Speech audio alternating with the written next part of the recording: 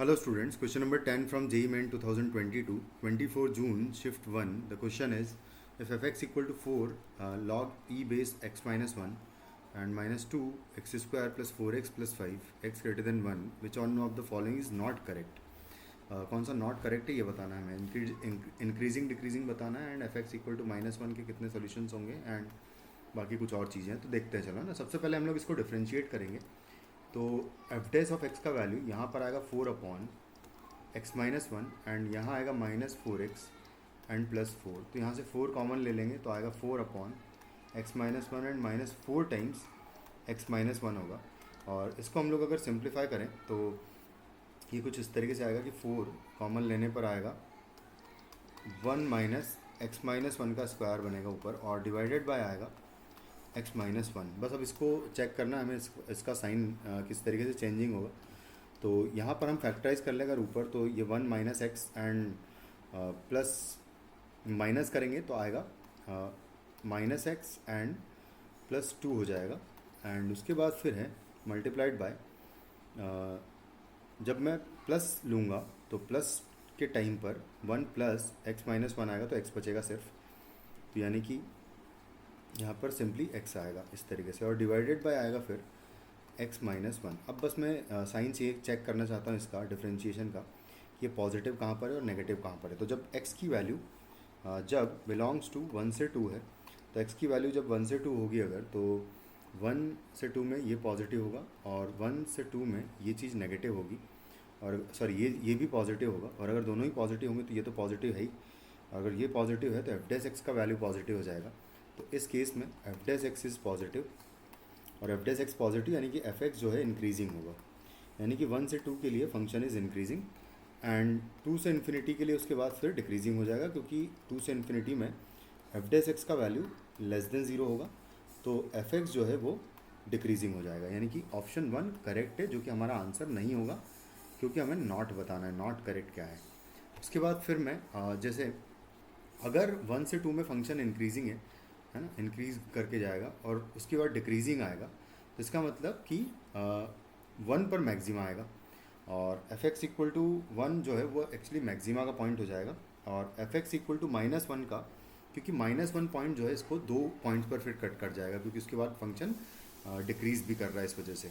ठीक है, क्योंकि आप जब -2 पर एक्चुअली वैल्यू निकालोगे तो 2 पर ये 0 हो जाएगा, और यहाँ पर जब आप 2 पुट करोगे तो 2 पर यहाँ पर आपको वैल्यू मिलेगी -8 हो जाएगा ये, एंड +4 × 2 हो जाएगा 8 एंड +5 है, तो जो 2 पर वैल्यू आ रही है एक्चुअली 5 आ रही है, तो ये पॉइंट होगा आपका 2,5। और अगर 2,5 होगा तो 1 ऑब्वियसली इससे नीचे ही आएगा, तो y इक्वल टू -1 लाइन जो है इसको 2 पॉइंट्स पर कट करेगा। तो यानी कि आपको ऐसे 2 x मिलेंगे एग्जैक्टली, जिन पर कि एफ एक्स का वैल्यू -1 आएगा। तो यानी कि ये ऑप्शन भी एक्चुअली करेक्ट हो जाएगा, जो कि हमारा आंसर नहीं होगा। उसके बाद फिर हम क्या करेंगे कि एफ ऑफ ई पर वैल्यू अगर निकालें, तो देखो सबसे पहले तो कि यहाँ पर -1 पर 2 पर वैल्यू 5 है, जो कि पॉजिटिव है। ई जो है वो 2 के जस्ट अराउंड कुछ यहाँ पर आएगा, 2 पॉइंट, सॉरी ई पॉइंट, क्योंकि 2 पॉइंट ई पॉइंट जो है वो 2.71 समथिंग होता है, तो इस पर भी पॉजिटिव वैल्यू मिलेगी हमें। यानी कि एफ ऑफ ई जो है ये आएगा ग्रेटर देन 0। और उसके बाद फिर एफ ऑफ E+1 की अगर बात करूँ तो वो चीज़ नेगेटिव आएगी। E+1 पे, एफ ऑफ E+1 पे हमें वैल्यू लेस देन 0 मिलेगी, और तो यानी कि दोनों का मल्टीप्लिकेशन क्या हो जाएगा, दोनों का मल्टीप्लिकेशन हो जाएगा नेगेटिव। डबल डैश की वैल्यू अगर यहाँ पर निकालूँ मैं, तो एक बार डिफ्रेंशिएट और कर लेंगे इस फंक्शन को हम लोग, जो कि सिंप्लीफाई होकर हमारे पास कुछ इस तरीके से फंक्शन आया था। इसको मैं अंदर मल्टीप्लाई कर देता हूँ, तो एफ डैश की वैल्यू निकाल लेते हैं। तो F dash X is equal to आएगा 4 तो बाहर रहेगा, और ये हो जाएगा 2x माइनस एक्स स्क्वायर। तो 2x minus x square upon x minus 1 लिखा हुआ है कुछ इस तरीके से, और 4 से ये मल्टीप्लाइड है इस तरीके से। अब मैं बस इसको एक और बार डिफ्रेंशिएट कर दूँ, तो F double dash of x का वैल्यू हो जाएगा 4 टाइम्स 2 माइनस 2x आ जाएगा यहाँ पर, और इंटू एक्स माइनस 1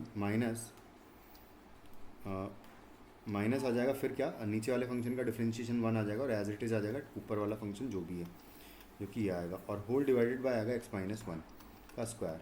तो ये हो जाएगा कितना, 4 टाइम्स इसको मल्टीप्लाई कर लेंगे तो आएगा 2x एंड -2 और -2x² एंड प्लस हो जाएगा ये 2x, कुछ इस तरीके से आएगा।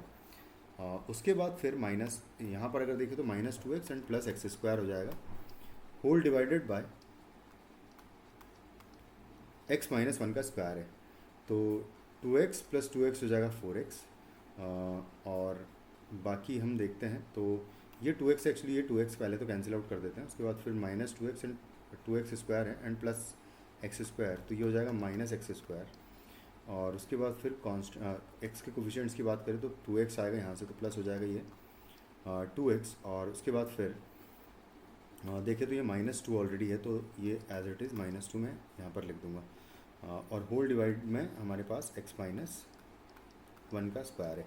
तो बस अब मैं यहाँ पर डबल डैश ऑफ 2 पर वैल्यू देखना चाहता हूँ, तो डबल डैश ऑफ 2 की वैल्यू हो जाएगी 4 इंटू ये हो जाएगा -4 एंड प्लस हो जाएगा ये 4 एंड -2 है, होल डिवाइडेड बाय यहाँ पर देखिए तो ये जो हो जाएगा 2 - 1 का स्क्वायर, तो नीचे तो हो गया 1 और ये कैंसिल आउट हो जाएगा, तो -8 जो है फाइनली आपको वैल्यू मिलेगी इसकी।